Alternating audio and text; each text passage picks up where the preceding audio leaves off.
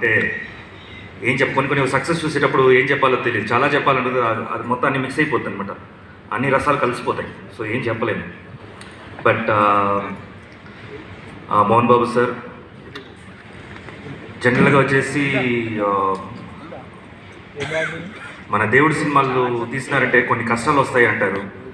So ఒక 2 ఇయర్స్గా మీతో ట్రావెల్ చేసినప్పుడు ఎన్నో అప్స్ అండ్ డౌన్స్, ఫిజికల్గా మెంటలీ ఎంత డిస్టర్బ్ అయ్యారో పక్కన నేను చూశాను. నేను ఈ రోజు నుంచి మీరు ఎప్పుడు హ్యాపీగా ఉండాలని కోరుకున్నాను సార్. నేను, మా ఫ్యామిలీ, మా మూవీ లవర్స్ కానీ, మన ప్రెస్ కానీ, ప్రతి ఒక్కరు అనేది అదే, ఇక మీట మీరు హ్యాపీగా ఉండాలి. అండ్ అర్జున, తిన్నా, కన్నప్ప, విష్ణు మంచు, నిజంగా నువ్వు చాలా అదృష్టవంతుడు విష్ణు. బికాస్ ఇలాంటి ఒక మూవీ చేయడం అనేది అంత ఈజీగా ఎవరికి రాదు. చేసినా ఇంత గట్టిగా ప్రూవ్ చేశారు చూసావా, గ్రేట్.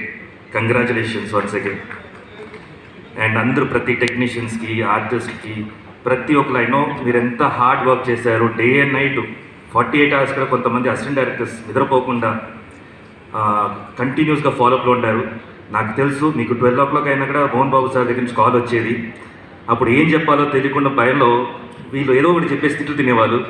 సో అన్ని హార్డ్ వర్క్ చేశారు. ఇవాళ మీరందరూ ఎంజాయ్ చేయడం నాకు హ్యాపీ. యాక్చువల్లీ మీరు ఎంజాయ్ చేయాలి. So good luck to all you people and congratulations.